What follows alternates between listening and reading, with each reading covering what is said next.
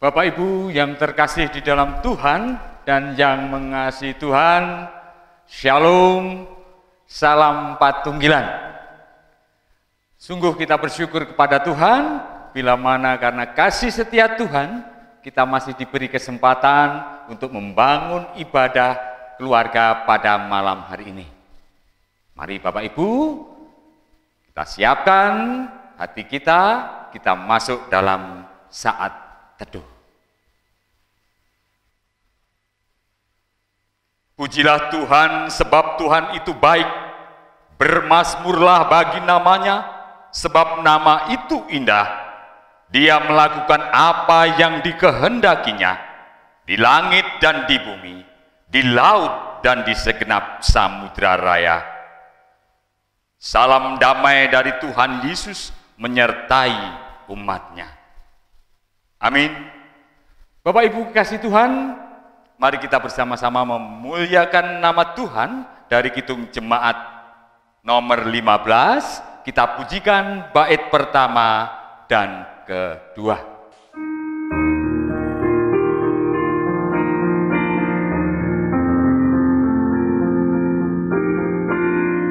Berhimpun semua menghadap Tuhan dan pujilah Dia pemurah benar. Berakhirlah segala pergumulan, diganti kedamaian yang besar.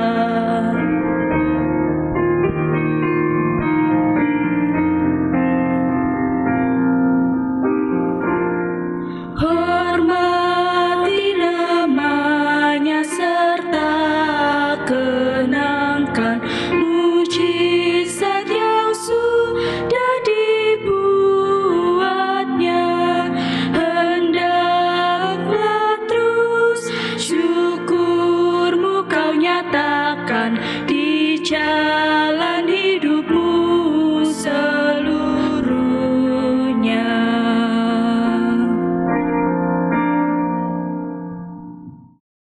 Bapak Ibu yang terkasih di dalam Tuhan dan yang mengasihi Tuhan, nats pembimbing malam hari ini diambil dari Mazmur 146.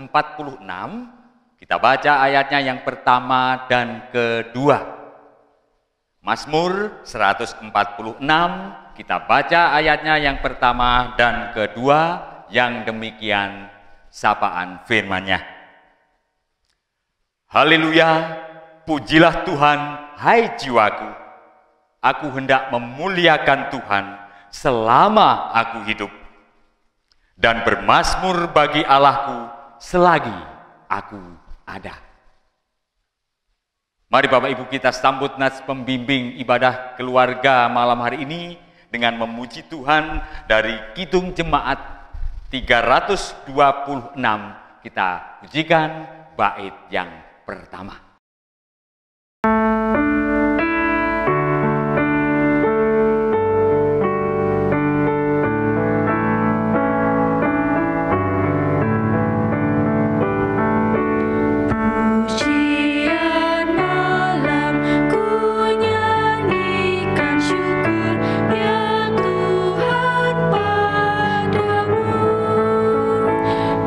Meskipun sinar surya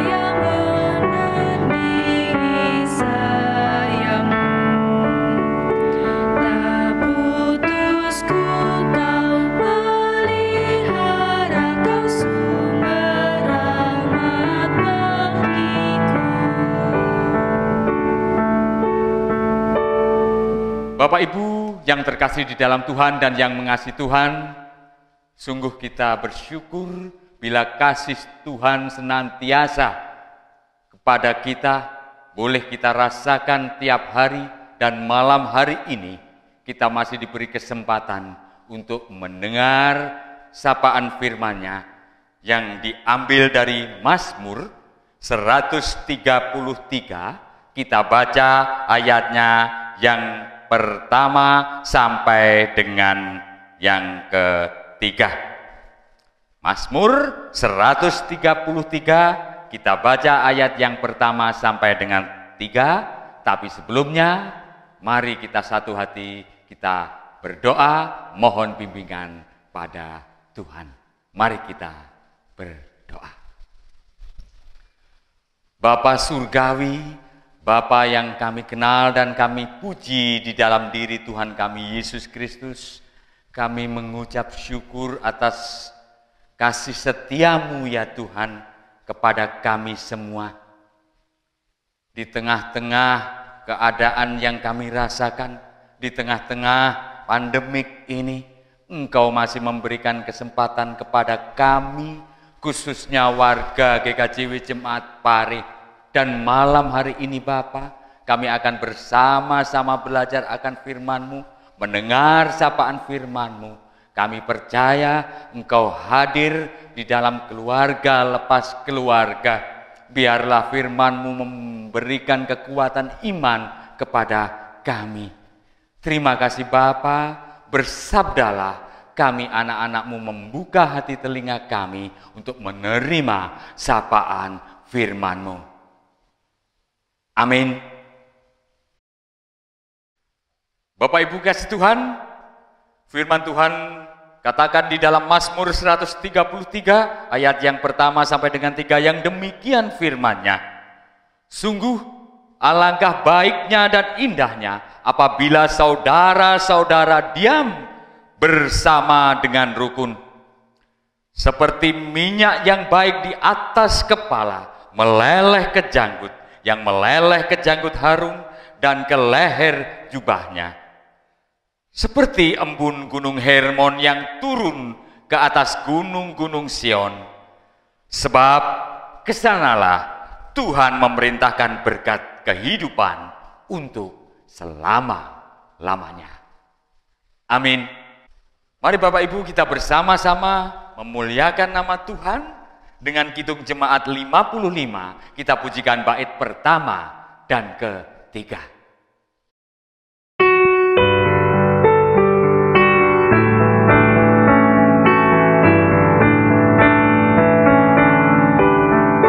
Ya sumber kasih Roh Kudus, pancarkan api-Mu, sehingga hati kami pun penuh semangat-Mu.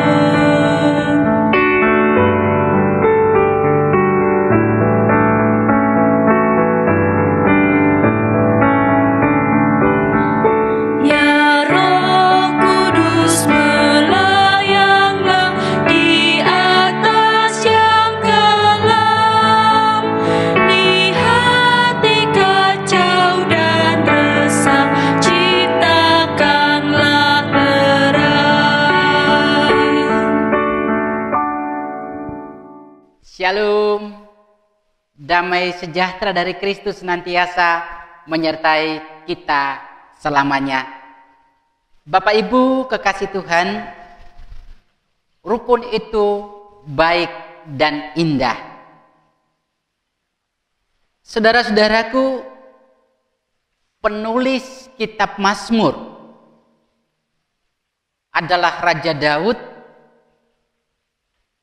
tokoh yang sebelum atau sesudah menjadi raja, kehidupannya dipenuhi dengan banyak konflik-konflik dan pergumulan-pergumulan yang berat. Sekilas saja misalnya, saat dia masih menjadi seorang gembala, kadang dia dihadapkan dengan binatang buas, terjadi perkelahian demi untuk menjaga keamanan dari kawanan dombanya. Atau setelah dia dinobatkan sebagai raja untuk menggantikan Saul, Saul tidak serta-merta menerima, sehingga dia berusaha bersama dengan orang-orang kepercayaannya untuk mengejar-mengejar dan ingin membunuh Daud. Belum lagi pergumulan-pergumulan, persoalan-persoalan keluarganya. Anaknya Absalom memperkosa adiknya Tamar dari ibu yang berbeda. Semua kenyataan itu sungguh melelahkan dan mengganggu suasana ketentraman hatinya. Dan tentu berangkat dari situasi yang seperti itulah, dia merindukan akan adanya suasana kehidupan. Suasana yang tenang, damai dan tentram.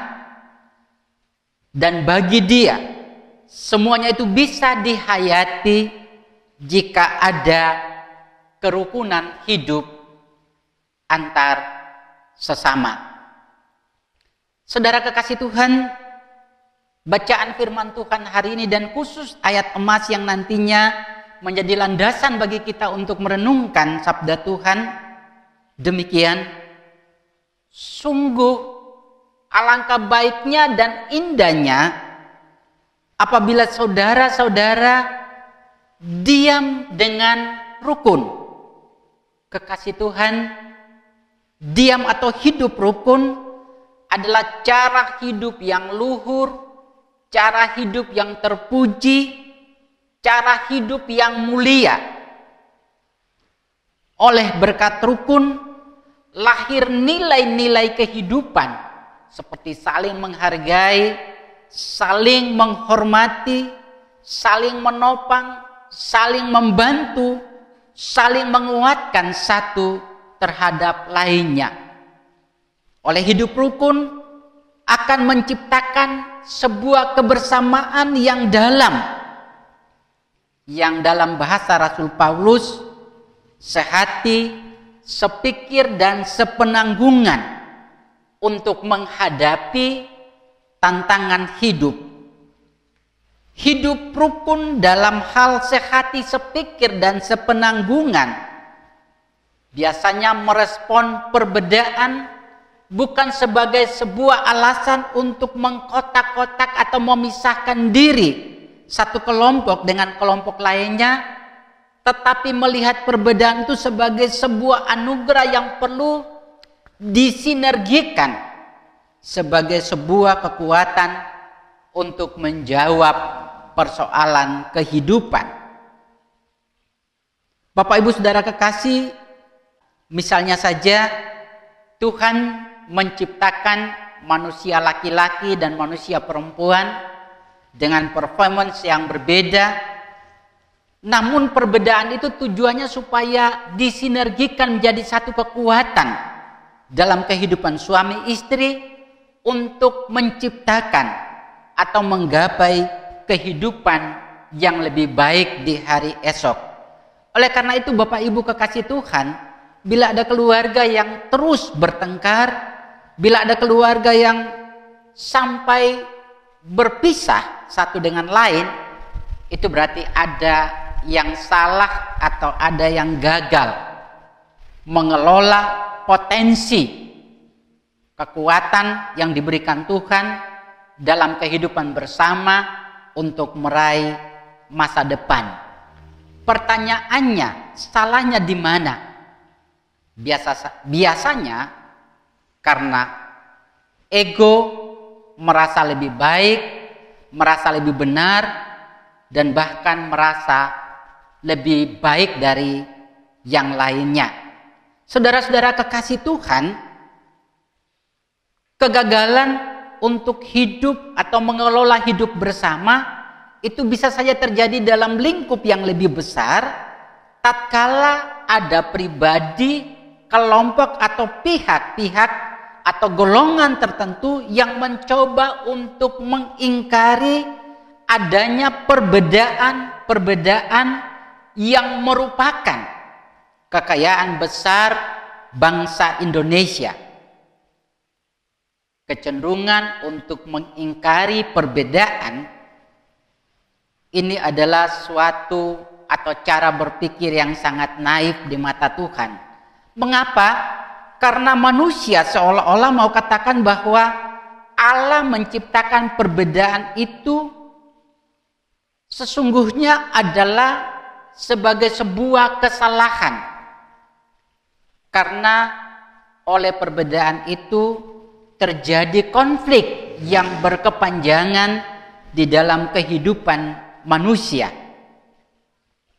Begitulah manusia yang mencoba mengingkari perbedaan, menilai perbedaan yang ada seolah-olah menjadi sebuah kesalahan yang diciptakan oleh Tuhan.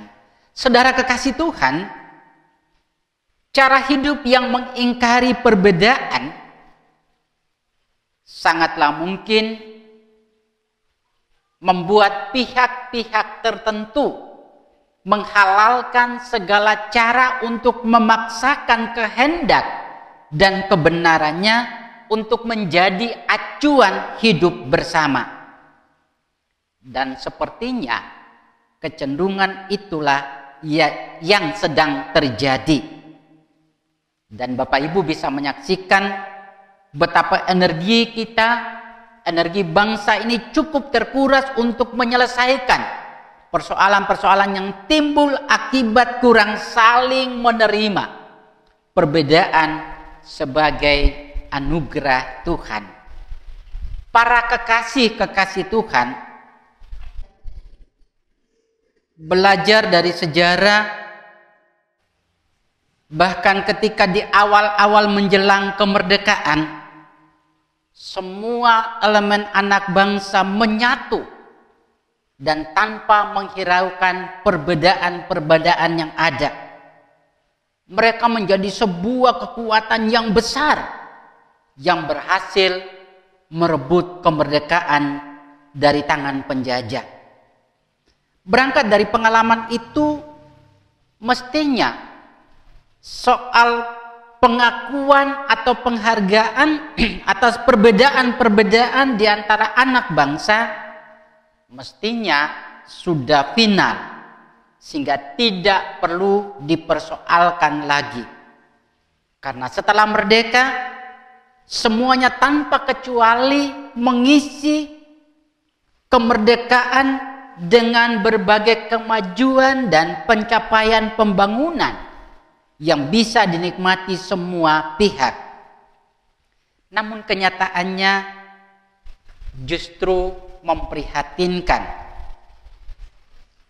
Di masa sekarang ini masih saja ada yang mempersoalkan siapa yang paling berjasa di dalam perebutan kemerdekaan Indonesia.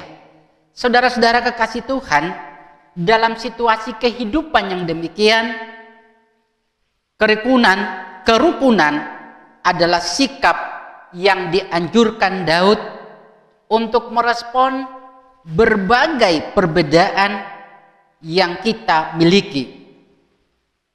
Kalau rukun, maka tak ada alasan untuk orang saling membenci dan saling memperdaya. Bila hidup rukun, maka relasi atau hubungan kebersamaan kita itu tidak sekedar ada. Tidak sekedar ada karena kita saling dekat, tetapi relasi itu sungguh-sungguh hidup dan menghidupkan bangsa ini. Bila rukun, maka berkat-berkat Tuhan akan melimpahi hidup, baik dalam kehidupan keluarga, bergereja maupun kehidupan berbangsa. Jadi saudara-saudaraku, sekali lagi, kita sesungguhnya sudah final untuk mengurus perbedaan-perbedaan dalam diri kita, dan kini saatnya kita harus menghadapi persoalan-persoalan atau tantangan-tantangan yang datang dari luar yang mengancam eksistensi kita sebagai bangsa. Fenomena yang masih saja kita rasakan getarannya sampai saat ini, misalnya fenomena corona yang belum selesai penyebarannya. Kekasih Tuhan, manakala kita hidup rukun, maka fenomena corona ini bukan lagi sebagai ajang pencitraan, bukan lagi sebagai ajang panggung politik, bukan sebagai ajang mencari keuntungan di balik penderitaan orang lain, bukan sebagai ajang kompetisi iman dan kebenaran, tetapi sesungguhnya fenomena ini adalah ajang untuk menguji kualitas kerukunan hidup bersama, karena tantangan di waktu yang akan datang semakin besar. Bapak Ibu Saudara kekasih, pada minggu besok 9 Agustus kita bersama akan merayakan perjamuan kudus pembangunan. Saat di mana kita mengenang kembali bahwa kita selaku Gereja Kristen Jawi Wetan pernah gagal untuk mengelola hidup rukun di tengah-tengah krisis yang melanda Indonesia dengan hadirnya penjajahan Jepang. Artinya diakui bahwa betapa rapuhnya kerukunan yang terjalin kala itu dan sangat mungkin sampai dengan saat ini. Oleh karenanya kita butuh kekuatan atau energi yang datang dari tubuh dan darah Kristus untuk meneguhkan, untuk memampukan persekutuan untuk hidup rukun dalam segala situasi, baik hidup rukun di dalam keluarga, baik hidup rukun dalam kehidupan bergereja, maupun hidup rukun dalam kehidupan bermasyarakat. Alangkah baik dan indahnya apabila saudara-saudara diam dengan rukun. Tuhan memberkati. Amin. Mari Bapak Ibu Saudara kekasih, sebelum kita memuliakan nama Tuhan, kita bersama-sama akan masuk dalam saat teduh.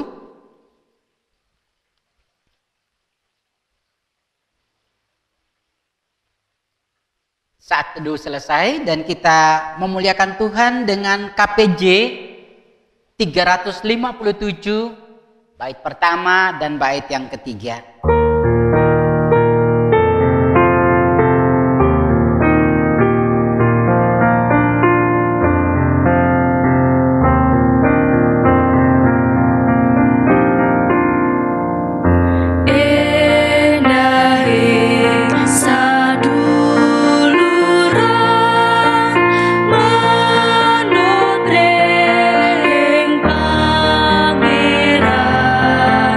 Sami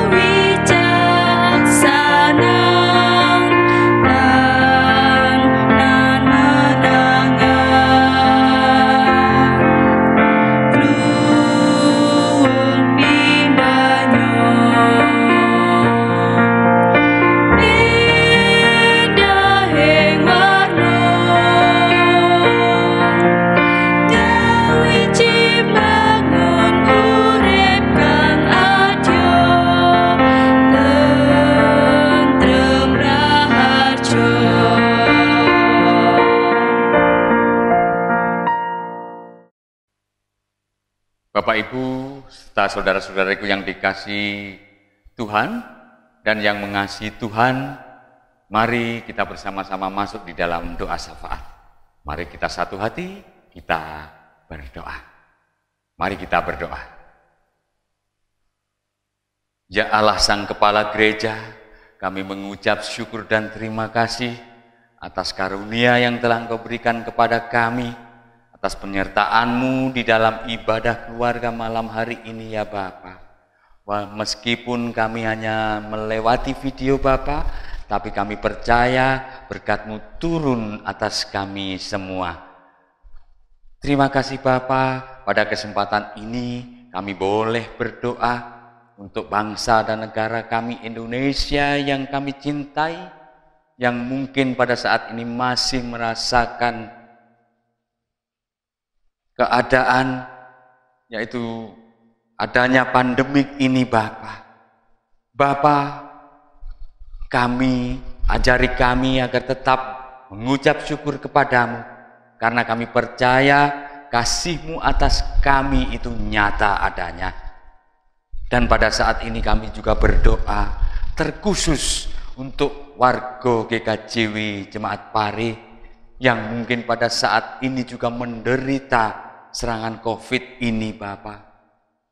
Kami serahkan ke dalam tangan-Mu, karena setiap rencana-rencana-Mu adalah indah bagi kami semua.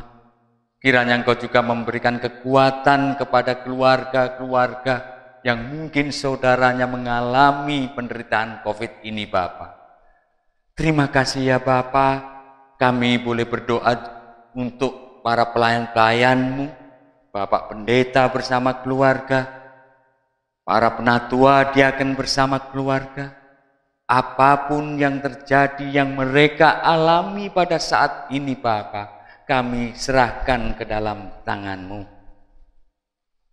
Terima kasih Bapa, tak lupa kami juga berdoa untuk para adiuswa, anak-anak kami yang baik dalam masa belajar pada saat ini. Kiranya Engkau tetap menyertai mereka semua. Terima kasih Bapa, kami mohon pengampunan bila mana di dalam kami membangun ibadah keluarga malam hari ini ada yang kurang berkenan di hadapan-Mu Bapa. Kami mohon ampun. Terima kasih Bapa, di dalam Kristus Yesus Sang Kepala Gereja kami telah berdoa dan memohon. Haleluya. Amin.